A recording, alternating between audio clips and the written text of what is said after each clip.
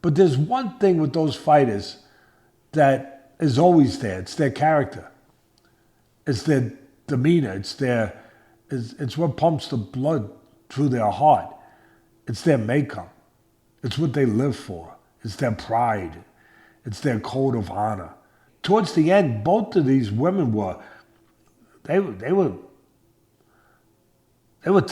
were ragged. I mean, they took a lot, but they will always be in a great fight, no matter what they leave in the ring. Same reason Ali and Frazier always would be, because their character will always be with them. That will never be diminished. That will never be gone, and nobody talks about that. But I want to make sure that I do. And that's what you saw. You saw skills, you saw different styles, you saw different abilities, but you saw character. You saw heart. You saw two warriors. Close fight. Could have been a draw. Close fight. I don't have a problem. I went back and scored it. I had Katie Taylor. I'm going to give you here, Sam. I'm going to give you the score. I like to do this. You guys, I hope you like it. I hope you like when I do this. Full disclosure. Full disclosure. So you see, I had Taylor 96-95. I wrote a note. You want to have a draw? Go ahead. Be my guest. I have no problem. But otherwise, I had 1 point for Taylor. It came down to power versus speed. It came down to aggression versus boxing. At the end, it was aggression versus aggression because, again, they just fought a firefight. Like Katie Taylor didn't have the legs no more. She couldn't move no more at her age with the pressure that Serrano brought all night long. It finally got to her. It wore her down.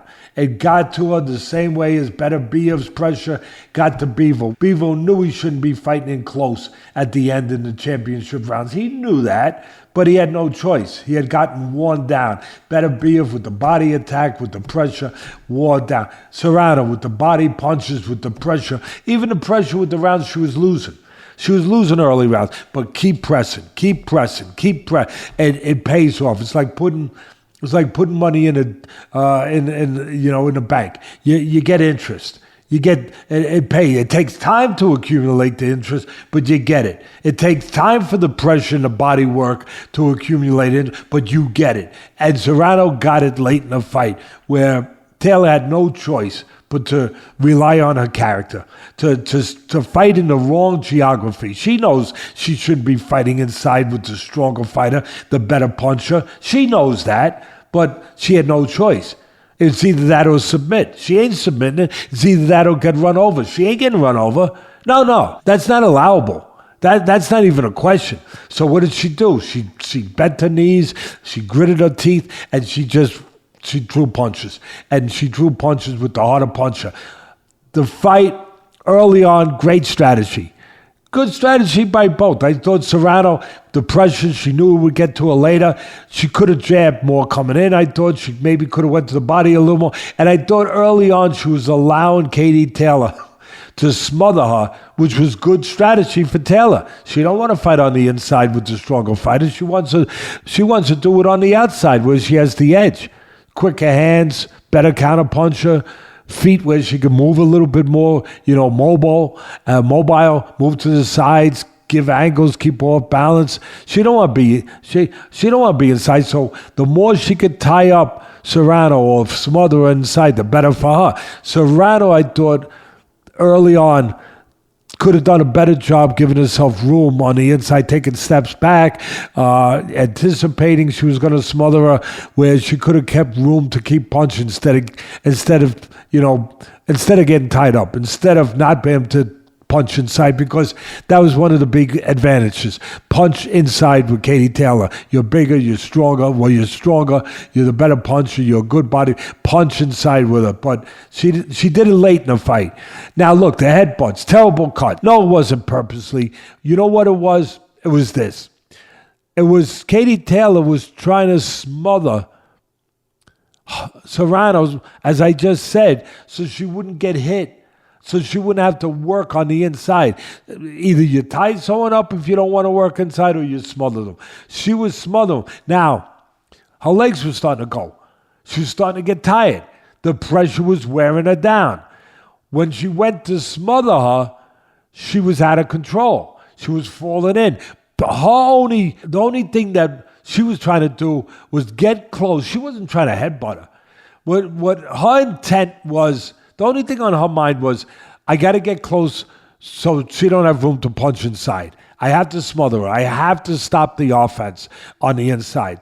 So she was out of control. She fell in. And yes, she fell in. And yeah, one time she fell in and then hit her right hand. She's a fighter. Yeah, she's going to do that. But it wasn't intentional. I mean, I don't think so at all. I think it was what I just said. The pressure was getting to her. She was getting tired. She was getting fatigued. She fell in. She looked to smother her. And she did smother for the most part. I thought those were spots where Serrano could have took a little step back and caught her with an uppercut and caught her coming in. I thought Serrano used uppercut well down the stretch, went to the body well down the stretch. I thought she could have done more with the body, more with the jab. Again, there was that 10-8 round that changed things. That made them a lot tighter. That round, I think it was the 8th round? The 10-8 round where the referee took a point away for headbutting from Taylor. I gave it a 10-8. I know the commentators, the guys that was scoring on TV, had it 9-9. But I made it 10-8 because he must have made it 9-9 because he must have thought Taylor won a round. I thought Serrano won a round. So very close round. There was a lot of close rounds. So because I thought Serrano won a round, I made it 10-8. At the end of the day, it didn't matter. It was a close fight. They wound up. I thought the judges did a pretty good job. 1 point. Same. Hey, look, almost the same as me. I had a 96, 95. I'll finish up by saying, yeah, I understand. If you like Serrano in that fight, I thought she should have won. She landed the harder punches. Pro boxing is about who lands the more effective punches, the cleaner, more effective punches. All right, but don't forget, Taylor landed a lot of clean punches. Maybe not as hard, but they were clean. They were effective. She landed a lot of right hands to southpaw killer against the southpaw Serrano. She landed a lot of jabs. She landed a lot of beautiful left hooks. And she put punches together. Her hand speed was the difference. Where Serrano was coming with the thunder, with the more explosive, heavier artillery. Katie, she had the Gatling gun.